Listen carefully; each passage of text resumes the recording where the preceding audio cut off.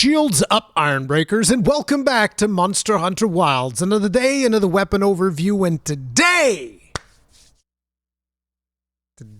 is another one of my babies, the Sword and Shield. Now, I know that I'm widely known as the Gunlance guy, but there are two other weapons that I really try to keep up with and play a ton, which are the Charge Blade and the Sword and Shield. And I still have fond memories when in Monster Hunter World Iceborne, they introduced Perfect Rush, and I spent like an ungodly amount of hours really just like practicing it to get all of the timings down on the different hits of Perfect Rush, and absolutely loved every moment of it.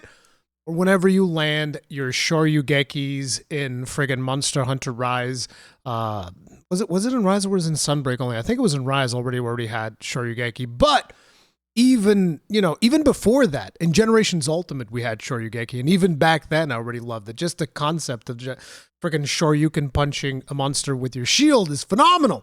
So I absolutely love this weapon. I love the fact that you can shield bash with it. There's so many good memories that I have of it. So we're going to be jumping in. I'm a little bit sad because this is one of the shortest videos, and I think it kind of betrays the overall complexity of the Sword and Shield. This is actually a very technical weapon, even though a lot of people are saying, oh, Sword and Shield is the beginner weapon. It's not. You don't understand. The level of complexity of this weapon is actually quite deceiving. So let's go ahead, jump in. We're going to watch it once, then we're going to go frame by frame if we need to and talk about all the things. And also, I should mention that it's almost like they made this specific overview just for me, because it is utilizing one of my favorite weapon skins, which is Rathalos. I believe that this one's called a Corona. And I just love it. It's like a big lava sword. Absolutely love that. So let's jump in.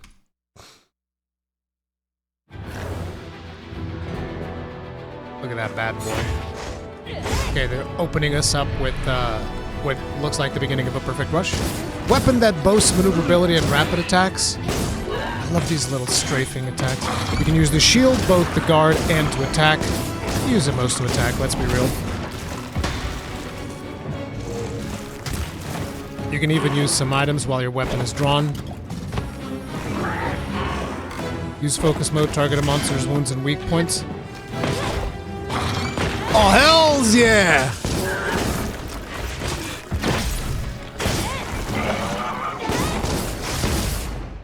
Oh my god, the final hit! Oh, I love that. I love that. One of the things that I've been really enjoying about these weapon overviews is just how grounded they feel.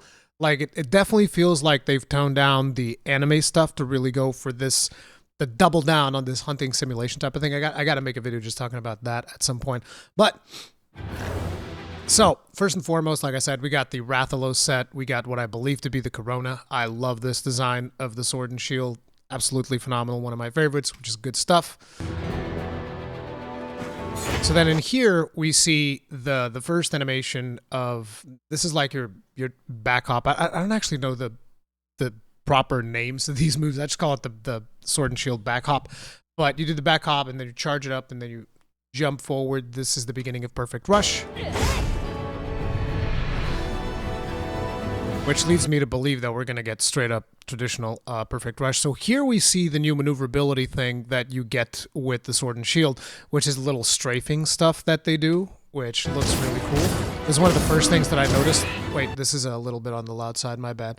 This is one of the first things that I noticed the first time that we saw Sword and Shield, which was in the... Was it the focus mode video or the basic mechanics? I forget, but it was one of those. They showed Sword and Shield, and I was like, what the hell is this strafing side to side? This is really cool. You can use shield to guard to attack. You know, shield bash still does KO. That's pretty obvious. Wait, was that a sliding slash? That was a little sliding slash that we did there. Okay, so the first time that I saw that sliding slash, and I know that we have the sliding slash in... Is it only Sunbreak or is it Rise? I always get those two mixed up because we played so many hours of Sunbreak that to me it's just kind of like mixes together.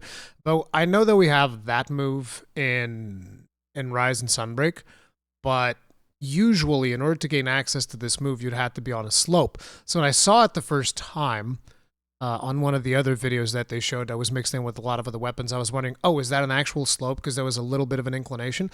But in here, we see it with no slope, so definitely this sliding shield is going to be a thing. This makes me wonder. Again, it kind of reinforces my idea that we're getting some type of system similar to switch skills, because it feels weird that this would be the default move, because usually we're used to the advancing slash when it comes to the sword and shield as kind of like your traditional opener from most of the previous games, which is kind of like he just runs forward and slashes with the sword. That's your usual gap closing. Your unsheathing attack is just like running forward and hitting with the sword. And this is then you gain access to it by pressing a triangle and circle, or in the case of an Xbox controller, it would be Y and B. You just press that from not from neutral, but like while moving forward, and your character does this little advancing slash thing. And then here we see it. This is the second time we've seen that attack instead be the sliding slash. So two things are possible. Either they got rid of advancing slash and the default move is now sliding slash, because I think most people in Sunbreak probably use sliding slash, right? It's been a while, and not to mention that in Sunbreak, I had to really focus on the gun lance because of curious crafting and all that stuff. But either they've gotten rid of advancing slash, or maybe there's a different input for advancing slash with another different input for sliding slash, or there are switch skills, which is one of the things that I suspect because of all of the moves that they were showing with the gun lance. I think it makes more sense that there's a switch skill system. Look at that. Look at that, like, just slight move to the side. I love these little positioning elements. I think that this is going to... If the weapon is able to just seamlessly move sideways while attacking and maintaining its directions, this is going to make this one of the most precise weapons in the game. I'm very curious to see what the lance is going to look like, because that to me used to be kind of like the role of the lance back in World and Iceborne. I loved it because it's like, oh, this is the most precise weapon. I can straight up, I mean, obviously bow guns, you can literally aim whatever you shoot at, but with a lance it'd be like I can aim at anything and poke at it at any point of the monster, poke at the tail, poke at the head, poke at the legs, and you know, it seems like they're trying to make the sword and shield also be kind of like that. Like, look at that just that very, very subtle move that it does. It's moving slightly to the side there to reposition, and it's repositioning to keep up with the head. This is very important. I know that a lot of people look at this video and they'll be like, oh, who cares? But the reality is, if you pay attention, while they're here, they're hitting the leg, and then they reposition just ever so slightly to hit the head. This is actually massive. This is a massive thing. The just subtle repositioning to go from leg to head, this is really cool. Being able to precisely move your character around. This is particularly important when you have monsters like, say, Kushala Daora, which I don't know if you're playing like a melee weapon against Kushala Daora and you're trying to get at its head, but when it's in the ground, it's going like, rah, rah, just like friggin' moving its head all over the place and pushing you every other direction. If you're able to just do this and slightly reposition, it makes a massive difference, particularly when you're talking about a weapon like the sword and shield, which the reach of this weapon is tremendously limited. So being able to do these little subtle adjustments is actually way more massive than a lot of people think. Now, they mentioned here that you can also use your shield to guard an attack, and sometimes I get pushback because of this. In my opinion, guarding with the sword and shield, even though they tried doing the whole parrying thing, they're not showing any parrying in here. That doesn't mean that it doesn't exist, because this is also one of the shortest weapon reveals so far. But they tried doing the whole parrying thing in Sunbreak, and it works. You still need to invest some points into guard and whatnot to really take advantage of like that shield charge that you do. It's a lot of fun, really cool stuff. But traditionally, most sword and shield mains will probably tell you, like, look, guard is a last resource type of thing when it comes to the sword and shield, okay? We use the shield to attack, and usually we try to use our back hops to dodge things. Like, we don't really do the whole, oh, I'm just going to sit here and block all that much. At least I don't. The weapon, you know, you can definitely build that way if you want to. That's an option. But I'm just trying to say, if you're a new player and you look at this and you're like, oh, my man, friggin' sword and shield looks amazing. Traditionally, blocking with the shield is something that we only really do on like the lower levels of gameplay. And again, like I said, you can build for it. So don't tell me that, oh, Rurikhan saying it's not viable. It's 100% viable. I'm saying that in the majority of cases, people with sword and shield prefer to avoid damage rather than blocking it.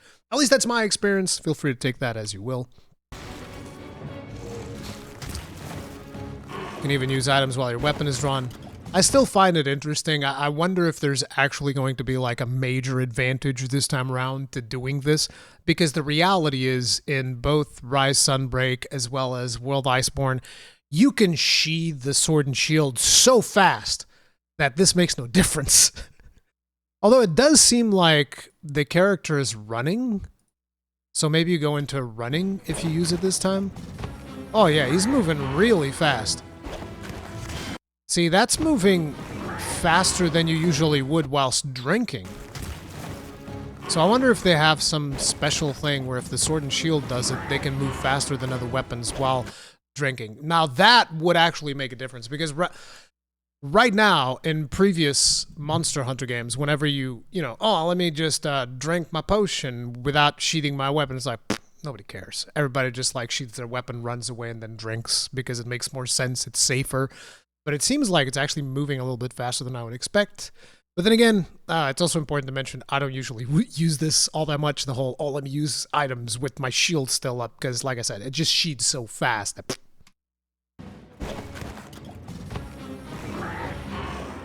Use focus mode, target a monster's wounds and weak points. So I absolutely love this. Although this is a strange thing, because this is something that you are able to do with the back hop, and it looks like they've built it into a focus strike now. Because like the way that this move used to work with sword and shield is you just do the back hop, you charge it all the way, then when your character jumps at the monster, if you hit the monster, the character... I don't know if it carves their sword or whatever, but basically it propels you upwards, and then you come back down with a shield. Whereas it seems like now they're going to use it as a focus strike, which makes me wonder if that is going to limit that move, because that's one of my favorite things to do with sword and shield. Is just like, because you can just do it whenever. You don't need like a specific condition, create a wound, use a focus strike. You need to do any of that right now to pull off this move. You can just like jump back, jump into the monster, and then boom. Maybe with a focus strike, it just deals more damage. I don't know. Not to mention, it looks like this time it hits it with the shield on the way up. Maybe that's the thing. You get a bonus hit with the shield on the way up, and it deals like a decent chunk of damage if you're doing a focus strike. But they better still let us do that move without needing wounds, without needing any of that stuff, or otherwise they're going to need to give us something to compensate, because that's one of the things about the sword and shield is just a ridiculous amount of versatility of moves that you can do, because that same move where you jump back and then you jump into the monster and jumps into the air, slams down with the shield, uses the same beginning input as Perfect Rush. So, you know, they gotta... We like that type of versatility. We don't want to be locked in to just one gameplay mode. It's strange because like I love what I'm seeing, but at the same time I'm very scared at how they're going to change it, because the sword and shield is just a weapon that flows so seamlessly that to mess with that flow and change it too drastically can really change the weapon in a way that I feel that people that actually use this weapon might not enjoy. But I do love the animation. It's fantastic. Phenomenal. Love it. That's Perfect Rush right there. Whoa, whoa, whoa, whoa, whoa, whoa! There was a parry! I didn't even see it!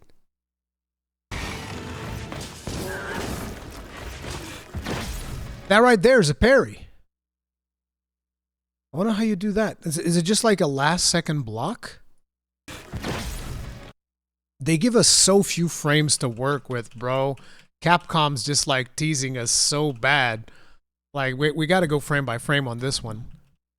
I didn't even notice this on our first viewing, because that would have gotten me really hyped up, because I'm always super curious about pairing stuff. So when they... oh, wait, we're running. I thought we would be already blocking. So we're running. The attack is coming. The character starts setting up for a block. Doesn't seem like there's anything special about it other than the fact that they did it last second. And here's a very interesting thing about this. Yeah, this is straight up Sekiro parries. So initially I thought that we were going to have like maybe some type of switch skill type of thing, because we see the Gunlance do something very similar to this as well, like a last second block. And I don't know if it could still be like some type of adapt blocking or something, some type of switch skill that you do. At this point, it's too early to say. But like a very important thing to see is that earlier in here, when they show us the block, right? Because they're going to show us the block. Let me lower the volume even a little bit more. I'm so sorry, boys. When they show us the block here, notice that it's going to be the same attack that we see at the end, right? Like right there. Notice how much that sent us reeling, right? So let's see how... Oh, so he's also running. He goes in for a block, but I guess he goes for the block too fast.